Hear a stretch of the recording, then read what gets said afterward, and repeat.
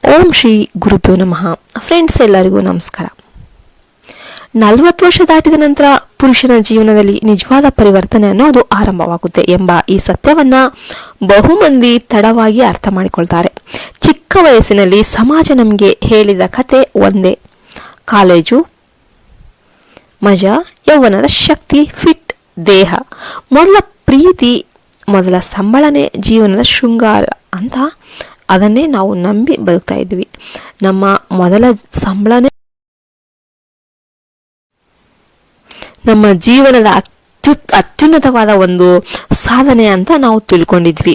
ಆದರೆ 30 ದಾಟಿದ ಮೇಲೆ ಎಲ್ಲವೂ ಮುಗಿದಂತೆ ಒಂದು ಭ್ರಮೆ ಮನಸ್ಸನ್ನ ಆವರಿಸಿಕೊಳ್ಳುತ್ತೆ. ಅವಕಾಶಗಳು ಕಡಿಮೆ ಆಗುತ್ತೆ, ಆಕರ್ಷಣೆ ಹೋಗುತ್ತೆ ಅಂತ ನಾವು ಅಂದ್ಕೊಂತೀವಿ. ಆದರೆ ನಿಜವಾದ ಆಟ ಆರಂಭವಾಗುವುದೇ 40 ನಂತರನೇ. ಈ ವಯಸ್ಸಿನಲ್ಲಿ ಪುರುಷನೊಂದಿಗೆ ಮೌನ ಹುಟ್ಟುತ್ತೆ. ಆ ಮೌನವೇ ಅವನ ಶಕ್ತಿ ಆಗುತ್ತೆ. ಅವನ ಮಾತು ಕಡಿಮೆ ಆಗುತ್ತೆ, ಆದರೆ ತೂಕ ಹೆಚ್ಚು. ಅವನ ನಡಿಗೆ ನಿಧಾನ, ಆದರೆ ದೃಢ. ಅವನ ಕಣ್ಣುಗಳಲ್ಲಿ ಆತರ ಇರೋದಿಲ್ಲ, ಆತ್ಮವಿಶ್ವಾಸ ಮಾತ್ರ ಇರುತ್ತೆ. 20ರ ವಯಸ್ಸಿನಲ್ಲಿ ಉತ್ಸಾಹ ಇದ್ರೂ ದಿಕ್ಕಿರ್ಲಿಲ್ಲ. ಎಲ್ಲರ ಗಮನ ಬೇಕು, ಎಲ್ಲರ ಮೆಚ್ಚುಗೆ ಬೇಕು ಅಂತ ಓಡಾಡ್ತಾ ಇದ್ದ. ಆದರೆ 40ಕ್ಕೆ ಬಂದಾಗ ಯಾರನ್ನೂ ಇಂಪ್ರೆಸ್ ಮಾಡೋ ಅವಶ್ಯಕತೆ ಇಲ್ಲ. ಈ ತರ ಅರಿವು ಅವನಿಗೆ ಹುಟ್ಟುತ್ತೆ. ಈ ಅರಿವೇ ಅವನನ್ನ ವಿಭಿನ್ನವಾಗಿಸುತ್ತೆ. ಈಗ ಅವನು ತನ್ನ ಜೀವನಕ್ಕೆ ಏನ್ ಬೇಕು ಮತ್ತು ಯಾರು ಬರಬೇಕು, ಯಾರು ಹೋಗಬೇಕು ಅಂತ ಮ್ಯಾಚುರ್ ಆಗಿ ಥಿಂಕ್ ಮಾಡುವ, ಒಂದು ನಿರ್ಧರಿಸುವ ಹಂತಕ್ಕೆ ಬಂದಿರ್ತಾರೆ. ಒತ್ತಡದಿಂದ ಅಲ್ಲ, ಆಯ್ಕೆಯಿಂದ ಬದುಕ್ತಾರೆ. ಈ ಆಯ್ಕೆಯ ಶಕ್ತಿಯೇ ಆಕರ್ಷಣೆಯ ಮೂಲ. ಮಹಿಳೆಯರು 40 ದಾಟಿದ ಪುರುಷನ ಕಡೆಗೆ ಸೆಳೆಯಲ್ಪಡುವುದು ಅವನ ದುಬಾರಿ ಬಟ್ಟೆಗಳಿಗಾಗಲಿ ಪರ್ಫ್ಯೂಮ್ಗಾಗಲಿ ಅಲ್ಲ, ಅವನ ಸ್ಥಿರ ಮನಸ್ಸಿಗೆ, ಅವನ ಭಾವನಾತ್ಮಕ ನಿಯಂತ್ರಣಕ್ಕೆ. ಅವನು ಪ್ರತಿಕ್ರಿಯಿಸುವ ಬದಲು ಪರಿಸ್ಥಿತಿಯನ್ನ ಹಿಡಿತದಲ್ಲಿಟ್ಟುಕೊಳ್ಳುವ ರೀತಿಗೆ 20ರ ಹುಡುಗ ಮಾತಿನಿಂದ ಪ್ರಭಾವ ಬೀಳಿಸಲು ಪ್ರಯತ್ನ ಮಾಡ್ತಾನೆ.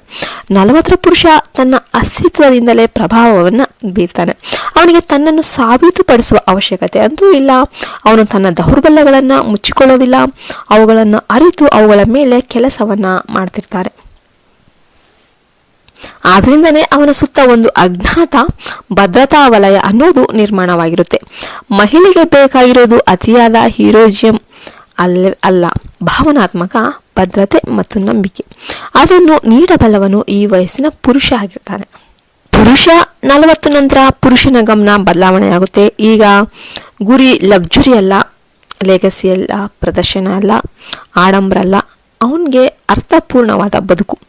ಜನರನ್ನ ಖುಷಿ ಪಡಿಸೋದಕ್ಕೆ ಟ್ರೈ ಮಾಡೋದಿಲ್ಲ, ತನ್ನ ಮೌಲ್ಯವನ್ನ ಕಾಪಾಡಿಕೊಳ್ಳೋದು. ಇವನ ದಿನಚರಿಯಲ್ಲಿ 3 ಸ್ಪಷ್ಟ ಗುಣಗಳು ಕಾಣಿಸುತ್ತೆ. ಮೊದಲನೆಯದು ಭಾವನೆಗಳ ಮೇಲೆ ಹಿಡಿತ, ಕೋಪ, ಅಸೂಯೆ, ಅತಿಯಾದ ಆಸೆ. ಇವೆಲ್ಲವುಗಳನ್ನ ಅವನು ಆಡಳಿತ ಮಾಡ್ತಾನೆ. ಎರಡನೆಯ ವಲಯ ಯಾವುದು ಅಂತಂದ್ರೆ, ಎಲ್ಲರನ್ನು ಜೀವನಕ್ಕೆ ತೆಗೆದುಕೊಳ್ಳೋದಿಲ್ಲ. ಸ್ವಲ್ಪ ಜನ ಅಂದ್ರೆ ನಿಜವಾದವರು ಯಾರು ನಿಜ, ಅವರನ್ನ ಅವನು ಜೀವನಕ್ಕೆ ತೆಗೆದುಕೊಳ್ತಾನೆ. ಇನ್ನು ಮೂರನೆಯದು ಗುರಿಯ ಮೇಲೆ ಕೇಂದ್ರೀಕರಣ. ಡಿಸ್ಟ್ರಾಕ್ಷನ್ಗಳನ್ನ ತಳ್ಳಿ ತನ್ನ ದಾರಿಯಲ್ಲಿ ನಿಂತುಕೊಳ್ಳುವ ಒಂದು ಧೈರ್ಯ ಇವನಲ್ಲಿ ಆಗ ಬಂದಿರುತ್ತೆ. ಈ 3 ಅಭ್ಯಾಸ ಏನಿದೆ ಅವನನ್ನು ಸಾಮಾನ್ಯನಿಗಿಂತ ಡಿಫ್ರೆಂಟ್ ಆಗಿ ಮಾಡಿಬಿಡುತ್ತೆ. ಅಷ್ಟೇ ಅಲ್ದ ಇವು ಅನಿವಾರ್ಯ ಕೂಡ ಆಗಿರುತ್ತೆ. ಯಾಕೆಂದ್ರೆ ಜೀವನ ರೂಪುಗೊಳ್ಳದೆ ಈಗ ಅವನು ಕೇವಲ ಆಕರ್ಷಕ ಪುರುಷನು ಮಾತ್ರ ಅಲ್ಲ, ಅವನು ಒಂದು ಸ್ಥಿತಿ, ಒಂದು ಶಕ್ತಿ, ಒಂದು ದಿಕ್ಕು ಆಗಿರುತ್ತಾನೆ. 40 ಎಂಬುದು ಅಂತ್ಯವಲ್ಲ, ಅದು ನಾಯಕನ ಉದಯ.